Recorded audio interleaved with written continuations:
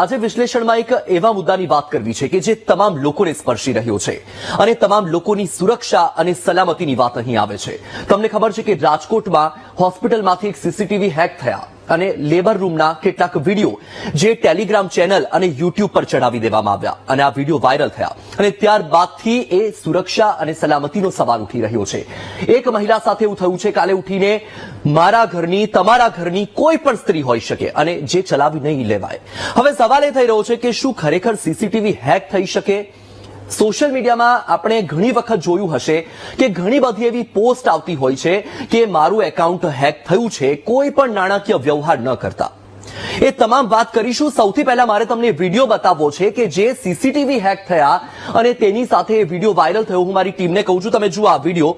આ પાયલ હોસ્પિટલ જે રાજકોટ સ્થિત છે અને અહીં લેબર રૂમના સીસીટીવી વાયરલ થયા.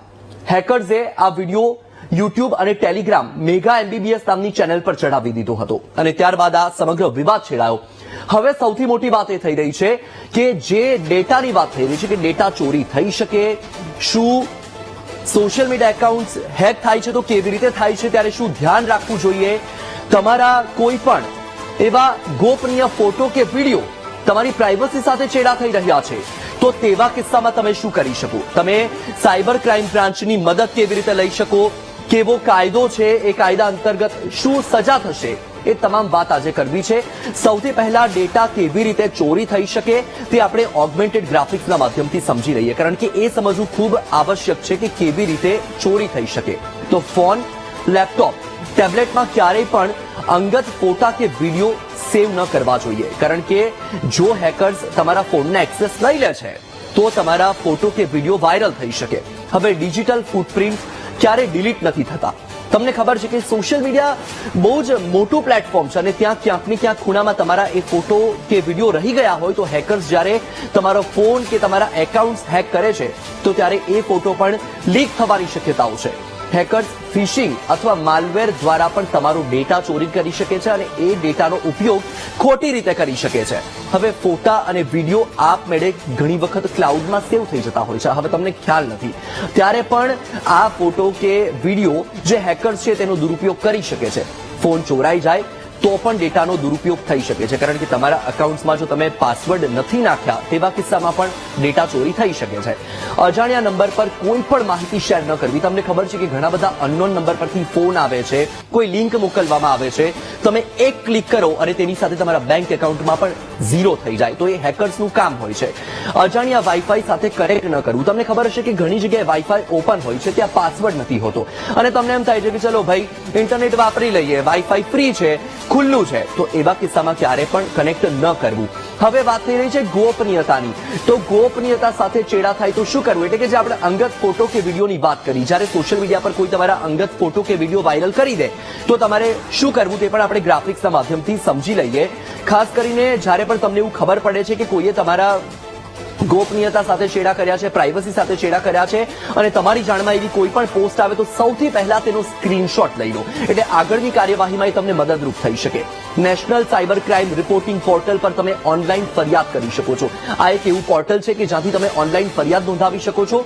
રિપોર્ટ વુમન અને ચાઇલ્ડ રિલેટેડ ક્રાઇમના વિકલ્પનું તમને પૂછવામાં આવશે અને એ વિકલ્પ પર તમારે ક્લિક કરવાનું રહેશે અને ત્યાંથી તમે ઓનલાઈન ફરિયાદ નોંધાવી શકો છો.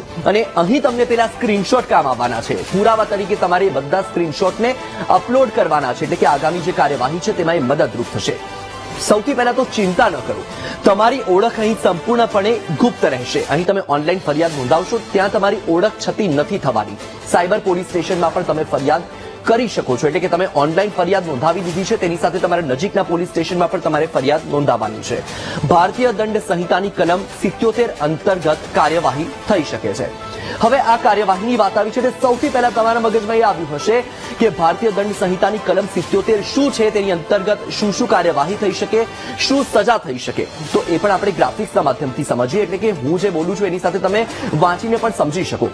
તો કોઈ મહિલાની પરવાનગી વગર તેના પ્રાઇવેટ ક્ષણોનો રેકોર્ડિંગ કરવું, ફોટો કે વિડીયો લેવું એ ગુનાને પાત્ર છે, એ ગુનો ગણાશે. એટલે કોઈ પણ મહિલાના જે ખાનગી વિડીયો કે ફોટો કોઈ શેર ન કરી શકે અને સંમતિથી લીધેલા પ્રાઇવેટ ફોટોઝ અને વિડીયોઝ પણ કોઈ સાથે શેર કરવું એ પણ ગુનાને પાત્ર છે અને આવા સમયે કાર્યવાહી થઈ શકે છે. પહેલીવાર આવું કરે કોઈ પણ વ્યક્તિ તો તેને 1 થી 3 વર્ષની જેલ થઈ શકે છે. અને હા, તેની સાથે દંડનો પણ ઉલ્લેખ કરવામાં આવ્યો છે. કોર્ટ 2 લાખ સુધીનો દંડ પણ ફટકારી શકે છે, એટલે કે જેલની સજા તો થઈ શકે છે, સાથે 2 લાખ સુધીનો દંડ થઈ શકે છે પહેલીવાર આવું કરવા પર. ફરીથી જો આવું કૃત્ય આચરવામાં આવે છે તો 3 થી 7 વર્ષની જેલની સજા થઈ શકે છે અને હા, દંડ પણ થઈ શકે છે. સાથે તમે જોયું હશે કે આવા ફોટોઝ કે વિડીયોઝના આધારે બ્લેકમેલ કરવામાં આવે છે, તો બ્લેકમેલ કરવા પર 377(1) મુજબ ખંડણીનો કેસ થઈ શકે છે અને ખંડણીના કેસ બાદ એ મુજબની કાર્યવાહી થશે. હવે સોશિયલ મીડિયામાં પ્રાઇવેટ ફોટોઝ અપલોડ કરવું એ ગુનાપાત્ર છે અને તે અંતર્ગત આ કાર્યવાહી થશે. કલમ 300 જે આપણે વાત કરી, કલમ 77.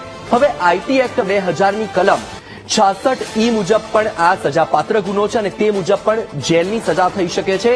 3 વર્ષની જેલ અને તેની સાથે 2 લાખ રૂપિયા સુધીનો દંડ થઈ શકે છે. એટલે કોઈ પણ આ રીતે તમારા ખાનગી ફોટોઝ કે વિડીયો શેર ન કરી શકે. ન્યૂડ ફોટા કે વિડીયો મોકલીને બ્લેકમેલ કરવાનો પ્રયાસ કરે તો તેવા કિસ્સામાં પણ કાર્યવાહી થઈ શકે છે. બ્લેકમેલ કરનારના મેસેજ, કોલ, રેકોર્ડિંગ્સ અને સ્ક્રીનશોટ રાખો, જેથી કરીને આગામી જે કાર્યવાહી છે તેમાં એ મદદરૂપ થઈ શકે. એટલે તમારે જ્યારે પણ આ પ્રકારનું કોઈ તમારી સાથે કૃત્ય કરે છે તો ખાસ તમારે આ બાબત ધ્યાનમાં રાખવાની છે. આરોપી સામે કડક કાનૂની કાર્યવાહી કરવું સરળ બનશે જો તમે રેકોર્ડિંગ રાખ્યા હશે, જો તમે સ્ક્રીનશોટ લીધા હશે. હવે તમને એવું થયું કે ભાઈ ફરિયાદની વાત આવી છે, તો ફરિયાદ કેવી રીતે કરવી, ક્યાં કરવી, તેની પ્રોસિજર શું છે, ફરિયાદ કરશું તો કાર્યવાહી ક્યારે થશે, એ તમામ બાબતો પણ આપણે સમજી લઈએ. ગ્રાફિક્સના માધ્યમથી જ સમજીએ એટલે સમજવામાં પણ સરળતા રહે.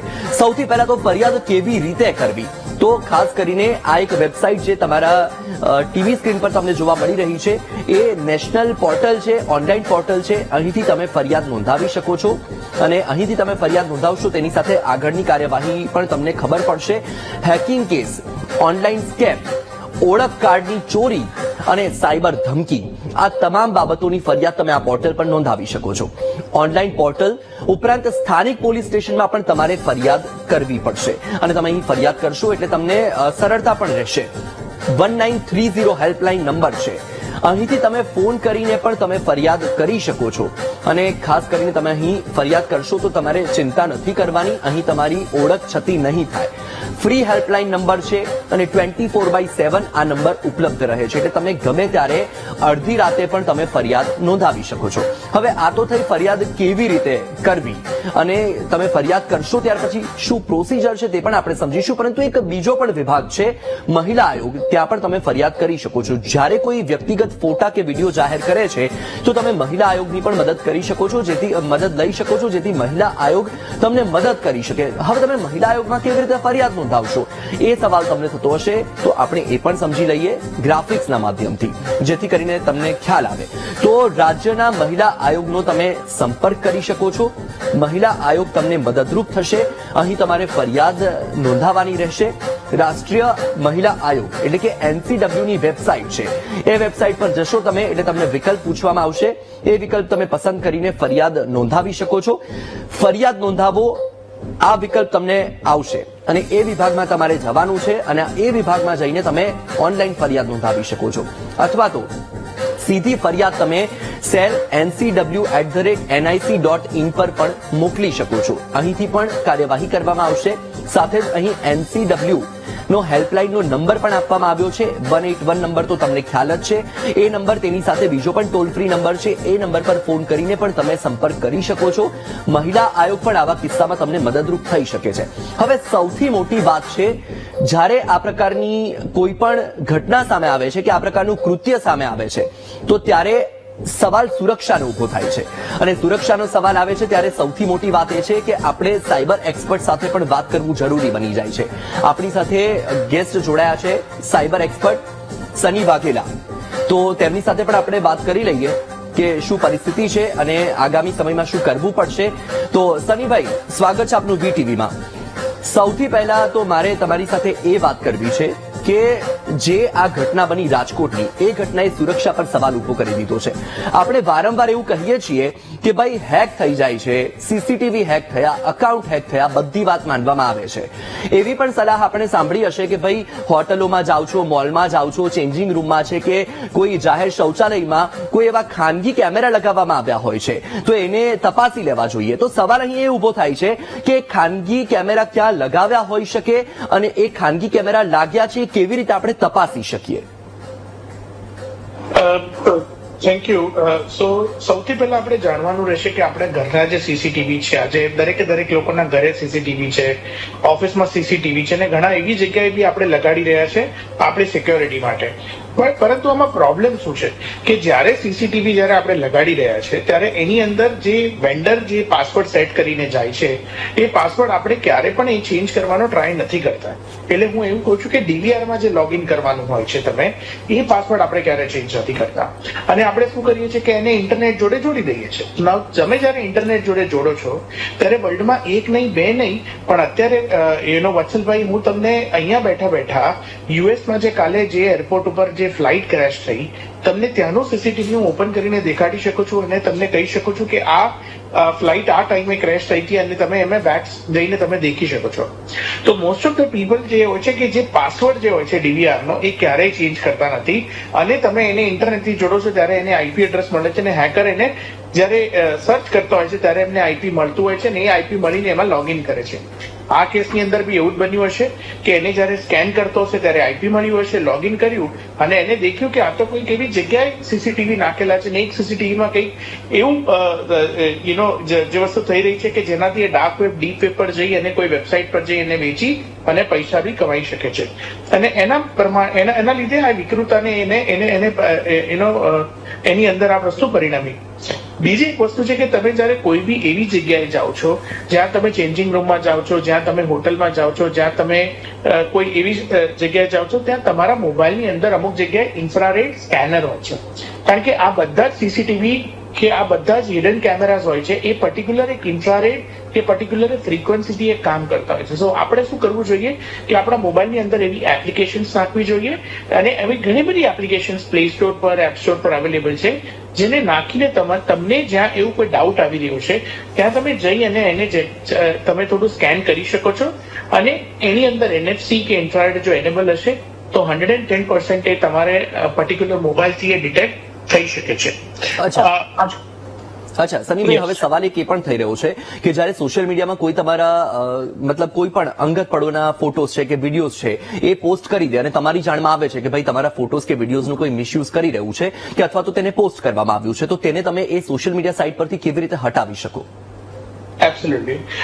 એક તો સૌથી પહેલા આપણે જ્યારે પણ આ કોઈ બી વસ્તુ થઈ રહી છે તો આપણે કમ્પ્લેન કરવી ફરજિયાત બને છે. યા તો 1930 પર તમે કમ્પ્લેન કરી શકો, યા તો તમે જેમ ગ્રાફિકના માધ્યમથી દેખાડ્યું કે તમે cybercrime.gov.in થી તમે કમ્પ્લેન કરી શકો, કાં તો દરેક સોશિયલ મીડિયાની અંદર તમે કોઈ બી સોશિયલ મીડિયામાં એના બોટમ પર જાશો ત્યાં સિક્યોરિટી અને FAQs આપ્યા હશે, અને એ FAQમાં તમે સર્ચ કરી શકો કે કોઈએ મારા ફોટા પબ્લિશ કર્યા છે, કોઈએ મારી ફેક પ્રોફાઇલ બનાવી છે, કોઈએ એ બધી ખોટી માહિતી મૂકી છે, તો એના માટેના રિપોર્ટિંગ ફોર્મ્સ હોય છે.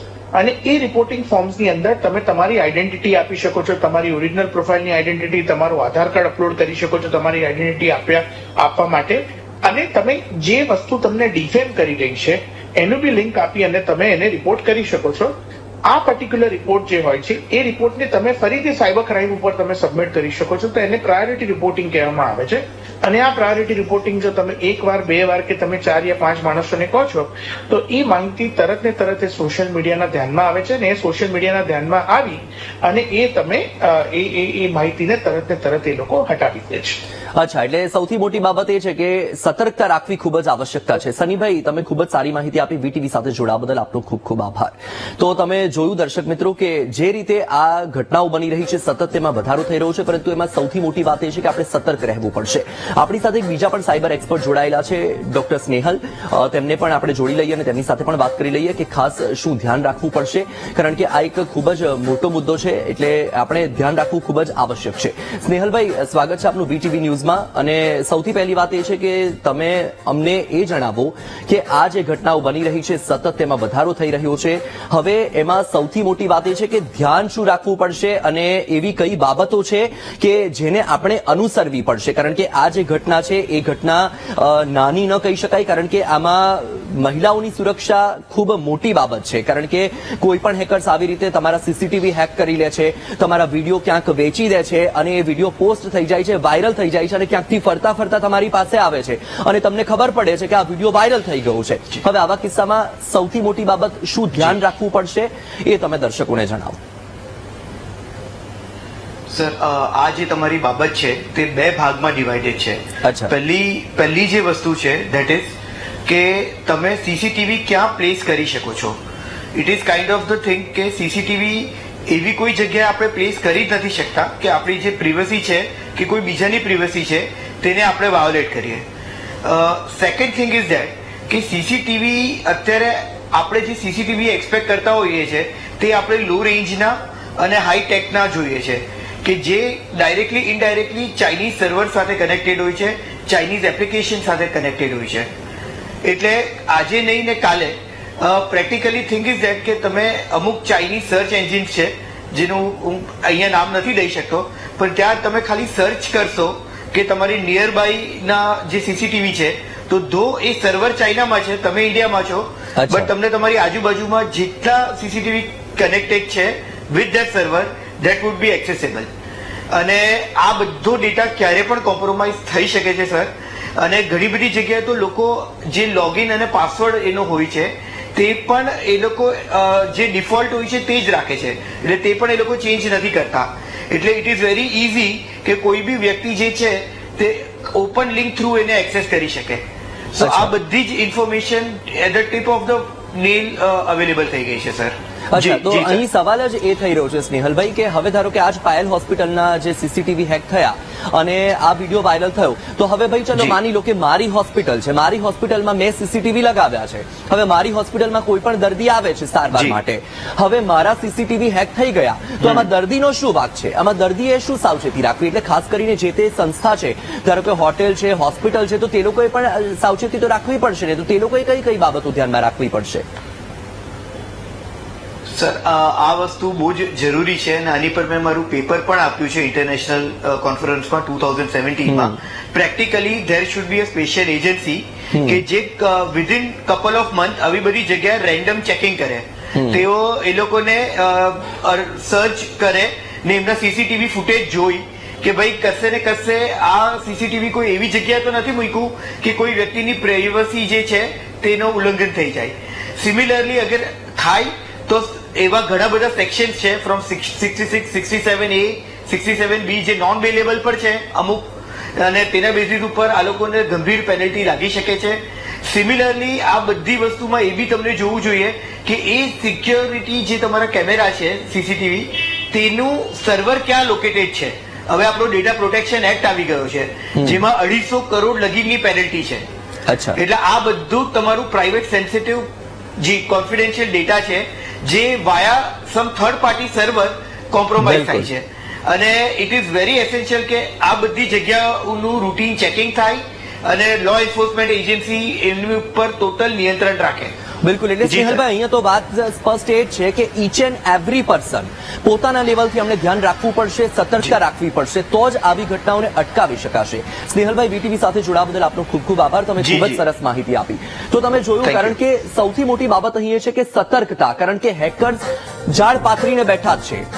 સોશિયલ ક્રાઇમ જે લોકો કરી રહ્યા છે એ લોકો શિકારી છે અને એ લોકો શિકારની શોધમાં જ બેઠા છે, ઝાડ પાથરીને જ બેઠા છે. એટલે દરેક લોકોએ ધ્યાન રાખવું પડશે. તમે જોયું, આપણે જે મુદ્દે વાત કરી રહ્યા છીએ કે ખાસ કરીને સોશિયલ મીડિયા એક એવું પ્લેટફોર્મ છે કે જે ખૂબ જ મોટું છે, પરંતુ એના ફાયદાની સાથે તેના નુકસાન પણ છે. અને તેમાંનું એક આ મોટું નુકસાન છે કે તમારા ફોટોઝ, તમારા વિડીયોઝ કોઈ પણ રીતે તેનો દુરુપયોગ કરી શકે છે. હવે જ્યારે પણ એનો કોઈ દુરુપયોગ થાય છે કે સોશિયલ મીડિયા સાઇટ પર એને પોસ્ટ કરી દેવામાં આવે છે, તો તમે એને કેવી રીતે હટાવી શકો એ પણ આપણે ઓગમેન્ટેડ ગ્રાફિક્સના માધ્યમથી સમજી લઈએ. સૌથી પહેલા આપણે ગૂગલનું જોઈ લઈએ. તો ખાસ કરીને તમે કન્ટેન્ટ ટેકડાઉન પ્રક્રિયા દ્વારા પણ તેને દૂર કરી શકો છો. જ્યારે ગૂગલ પર તમને ખબર પડે છે કે કોઈએ તમારા અંગત પડોના ફોટોઝ કે વિડીયોઝ પોસ્ટ કરી દીધા છે, ત્યારે સોશિયલ મીડિયા પ્લેટફોર્મ પાસે રિપોર્ટ કરવાનો એક વિકલ્પ હોય છે અને એ વિકલ્પ પસંદ કરીને તમે રિપોર્ટ નોંધાવશો અને રિપોર્ટ કરશો તેની સાથે ફરિયાદ દાખલ થશે. ગૂગલ પર રિપોર્ટ સબમિટ કરીને તમે એને હટાવી શકો છો. એટલે કે જે રિપોર્ટની વાત કરી રહ્યા છે રિપોર્ટ તમે સબમિટ કરશો અને ત્યારબાદ ગૂગલ તેના પર એક્શન લેશે. આઈટી નિયમો 2021 અનુસાર સોશિયલ મીડિયા કંપનીએ ફરિયાદ મળ્યાના 24 કલાકમાં જ તેને હટાવવું પડશે. હવે આ તો થઈ ગૂગલની વાત, પરંતુ અત્યારે સૌથી વધારે વપરાશ હોય છે એવું પ્લેટફોર્મ છે ફેસબુક અને ઇન્સ્ટાગ્રામ. તો તેના વિશે પણ સમજી લઈએ કે ફેસબુક પર જો કોઈ તમારા અકાઉન્ટમાંથી ફોટોઝ કે વિડીયોઝની ચોરી કરીને એને ખોટી રીતે પોસ્ટ કરી દે છે તો ત્યારે તમારે તેને ત્યાંથી હટાવવા હોય તો શું કાર્યવાહી કરવી પડશે? ફેસબુક પર જઈને તમે શું પ્રોસેસ કરશો? તો ખાસ કરીને આટલું કરવાનું છે કે પોસ્ટ વિડીયો કે ફોટાના ખૂણે તમને 3 ડોટ્સ દેખાશે. એ 3 ડોટ્સની ઉપર તમારે ક્લિક કરવાનું છે. ત્યાં ક્લિક કરશો એટલે તમને બીજા ઓપ્શન જોવા મળશે. ત્યાં તમને એક રિપોર્ટનો ઓપ્શન આવશે. એટલે રિપોર્ટનો વિકલ્પ તમે પસંદ કરો. ત્યાં તમને નગ્નતા અથવા પજવણીનો વિકલ્પ આવે છે, એટલે કે ન્યુડિટી એવો ઓપ્શન તમને ઇંગ્લિશમાં પૂછ્યો હોય તો તેના પર તમારે ક્લિક કરવાનું છે. તમારો રિપોર્ટ સબમિટ થઈ જશે. એટલે ફેસબુક તમારા રિપોર્ટની સમીક્ષા કરશે અને જો તમારો રિપોર્ટ સાચો જણાશે તો તાત્કાલિક તેને ત્યાંથી દૂર કરી દેવામાં આવશે એ કાર્યવાહી કરીને. આ થઈ ફેસબુકની વાત. હવે આપણે ઇન્સ્ટાગ્રામનું પણ સમજી લઈએ, કારણ કે તમને ખબર છે કે ઇન્સ્ટાગ્રામ પણ અત્યારે સૌથી વધારે વપરાશમાં છે. રીલ્સ બનાવતા હોય, ફોટોઝ બનાવતા હોય અને ત્યારે તમારા જે વિડીયો કે ફોટો છે એનો દુરુપયોગ થતો હોય તો ખાસ કરીને ઇન્સ્ટાગ્રામમાં પણ તમારે ધ્યાન આપવાનું છે કે પોસ્ટ વિડીયો કે ફોટો જે તમે અપલોડ કરો છો તો એના માટે તમારે શું કાર્યવાહી કરવાની રહેશે. ઇન્સ્ટાગ્રામ માટે પણ આપણે સમજી લઈએ પ્રોસેસ, કારણ કે અત્યારે લોકો એવા છે કે જે તમારા ફોટોઝ વિડીયોઝની ચોરી કરી લેશે, મોર્ફ કરીને પણ તેને નગ્નતા તરફ દોરી જશે.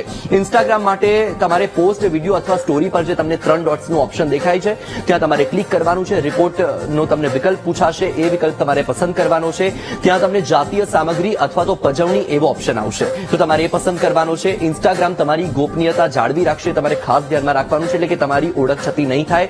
માહિતી તમારી જો ઇન્સ્ટાગ્રામને સાચી લાગશે તો તે તરત જ કાર્યવાહી કરશે અને જે કોઈએ પણ એનો મિસયુઝ કર્યો છે એ ત્યાંથી હટાવી દેવામાં આવશે. હવે સૌથી મોટી બાબત એક તમારે ધ્યાનમાં એ રાખવાની છે કે જ્યારે પણ તમારી સાથે આ પ્રકારનું કૃત્ય થયું હોય ત્યારે તમે કાર્યવાહી તો કરો છો, પરંતુ તમે આવા જે સાયબર માફિયાઓ છે તેનો શિકાર ન બની જાવ તે માટે તમારે કેટલીક બાબતો ધ્યાનમાં રાખવી પડશે. એ કઈ બાબતો છે એ પણ આપણે ફટાફટ ગ્રાફિક્સના માધ્યમથી સમજી લઈએ, કારણ કે કેટલીક બાબતો તમારે ધ્યાનમાં રાખવી પડશે અને આપણી પાસે સમયનો અભાવ છે એટલે હું તમને અત્યારે સમજાવી શકું એવી પરિસ્થિતિ નથી, પરંતુ આપણે ફરીથી મળીશું અને એ વિષય પર ચર્ચા કરીશું. પરંતુ તમારે જાતે સાવધાની રાખવી પડશે, સતર્કતા રાખવી પડશે અને તો જ તમે સલામત રહી શકશો. તો હાલ બુલેટિનમાં બસ આટલું જ. મને આપશો રજા. નમસ્કાર.